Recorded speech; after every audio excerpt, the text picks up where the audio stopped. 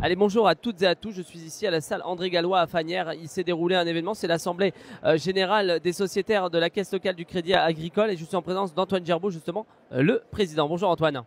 Bonjour Nabil, aujourd'hui donc avait lieu à Fagnières l'Assemblée générale des sociétaires du Crédit agricole des deux caisses locales, la caisse urbaine et la caisse rurale du Chalonnais. Alors c'est quoi l'objectif justement? Alors l'objectif c'est de faire une fois par an une assemblée où on réunit tous les sociétaires qui veulent venir pour leur présenter tout ce qui a été fait durant l'année au titre de la caisse locale et au titre des événements notamment qu'on a soutenus pendant cette année.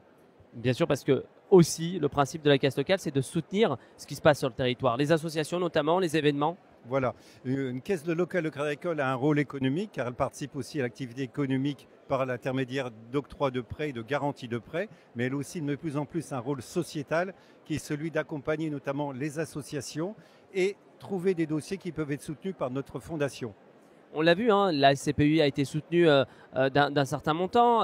Les Moissons Rock, on voit que ce festival important aussi, où depuis un certain nombre d'années, il était soutenu par le Crédit Agricole.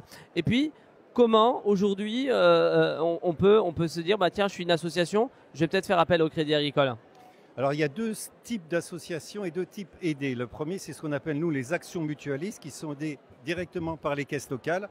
À ce moment-là, il suffit de vous rapprocher de votre agence et de demander à déposer un dossier associatif et à ce moment-là, c'est donné localement. Par contre, les dossiers fondation, la fondation, c'est une fondation d'entreprise qui a un conseil d'administration indépendant où les dossiers sont consultables sur le site de l'espace client.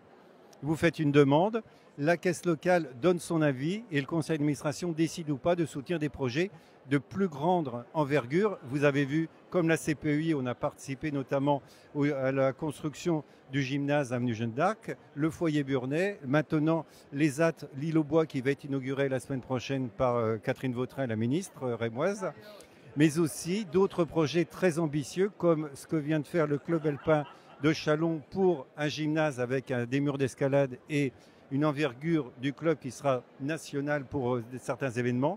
Le musée de la Bertauge qui consacre un petit peu son activité à conserver le passé et à conserver les traces du passé et à les garder en souvenir et en animation pour l'avenir. Et le dernier dossier, c'est bien sûr les Moissons Rock qu'on accompagne depuis 30 ans et qui est un festival emblématique de notre région et qui aura lieu du 28 au 31 mai.